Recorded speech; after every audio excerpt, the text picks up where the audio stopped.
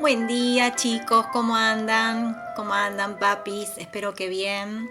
Bueno, antes de responder algunas preguntitas sobre conocimiento del mundo, yo les quiero agradecer a cada uno de ustedes por todo el esfuerzo que están haciendo por presentar las tareas. Yo sé que estamos en un tiempo complicado, que no siempre uno tiene ganas y que los cansancios a veces nos vencen, pero como yo siempre digo, cuando ponemos amor en lo que hacemos, siempre sale bien.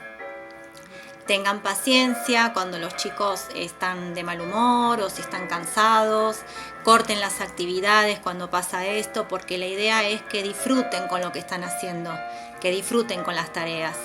Y no duden en decirme lo que necesiten a través de los mensajes en privado, de modo, o a través de las asignaciones. Bueno, para comenzar las respuestas de hoy, primero quiero decir que Clarita también preguntó sobre los juegos. Pero ¿qué pasa? Yo lo vi después de hacer el video. Entonces, Clarita, el video anterior yo les conté sobre a qué jugaban las personas. Así que si no lo viste, en el video anterior te lo respondo. Bueno, las preguntas de hoy son de Juana y Tiago. Los dos preguntan cuáles eran los trabajos de la época. Bueno, yo les voy a contar un poquito ya les contó Samba.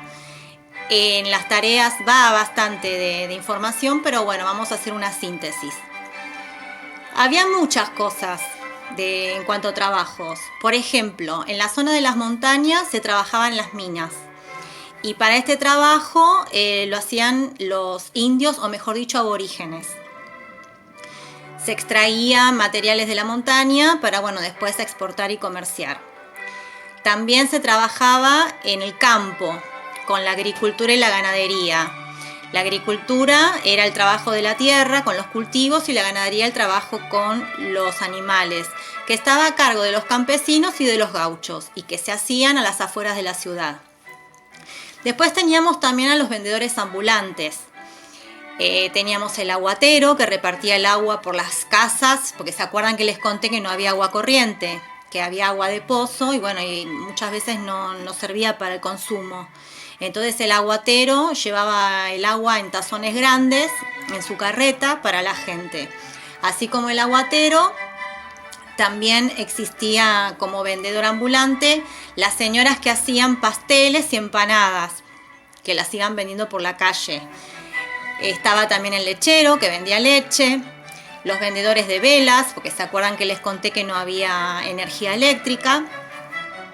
Y también había algunas, muy pocas herrerías. Las herrerías eran lugares donde el herrero con el hierro hacía varios elementos que usaban que se hacía para utensilios y especialmente para las espuelas de los caballos, porque se acuerdan que yo les conté que en esa época el medio de transporte era la diligencia y la carreta, se usaba mucho el caballo como carga y como transporte.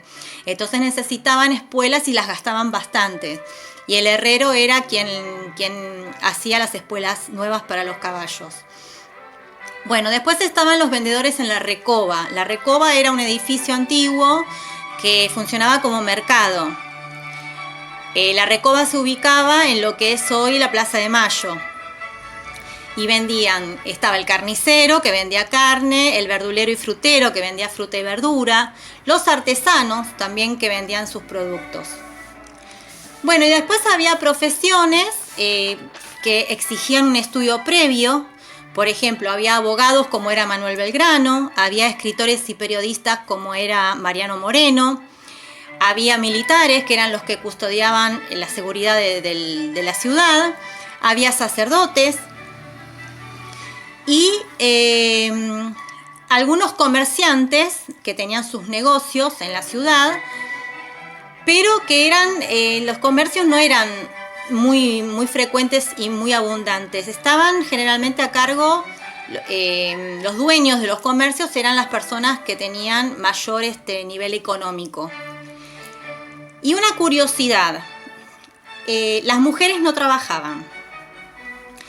Las mujeres tenían como único trabajo cuidar a sus hijos y quedarse en su casa, enseñándoles virtudes a sus hijos, que está muy bien, obviamente en el día de hoy se sigue haciendo porque las mamás hacemos esas cosas también con nuestros hijos, pero en aquel entonces era mal visto que la mujer trabajara. Entonces, por ejemplo, ustedes no iban a ver una mujer atendiendo un negocio, o también tenían prohibido la entrada a los bares. En los bares de aquel entonces, que estaban en la ciudad, que eran muy poquitos, el ingreso era solamente para los hombres. Los hombres de nivel social, los pobres no. Bueno, les quise contar eso para que sepan que el papel de la mujer en aquel entonces también estaba bastante limitado. Y no se la tenía en cuenta tampoco para opinar. Ciertas cuestiones que tenían que ver con la política, con las decisiones que se trabajaban o que se decidían en el cabildo, era solamente a cargo de los hombres. Después, con el tiempo, por suerte, esto fue cambiando. En aquel entonces, por ejemplo, no había maestros. Los maestros, las maestras, que fueron las primeras, así como la seño, en dar clase, vinieron muchos años después. La educación en la época colonial estaba a cargo de los sacerdotes. Y los niños no todos iban a la escuela, porque las escuelas funcionaban en los conventos, donde estaban los sacerdotes, pero no todos tenían derecho al estudio. El primero que luchó para crear escuelas y para que los niños se educaran, adivinen quién fue. Les doy 2 minutitos. Alguien que yo admiro mucho y que el mes que viene les voy a hablar mucho de él. Manuel Belgrano. Manuel Belgrano fue el primero en insistir con que los niños y las mujeres tenían que educarse. Por eso, bueno, les adelanto una cosita porque estoy así como entusiasmada. Cuando él hizo las guerras en la lucha por la independencia argentina y recibió dinero por eso, él fundó escuelas, intentó fundar escuelas. Después, bueno, resultó ser que nunca le pagaron. Cosas de nuestra historia, de nuestra Argentina, chicos. Bueno, creo que no me olvidé nada. El machete me dice que ya está, ya dije todo. Bueno, en el próximo video vamos a ver a quién le contesto las preguntitas. Les mando un súper beso. Cuídense. Quieran mucho a su familia, cuídenlos mucho. Hagan caso. Y bueno, y disfruten estar en casa.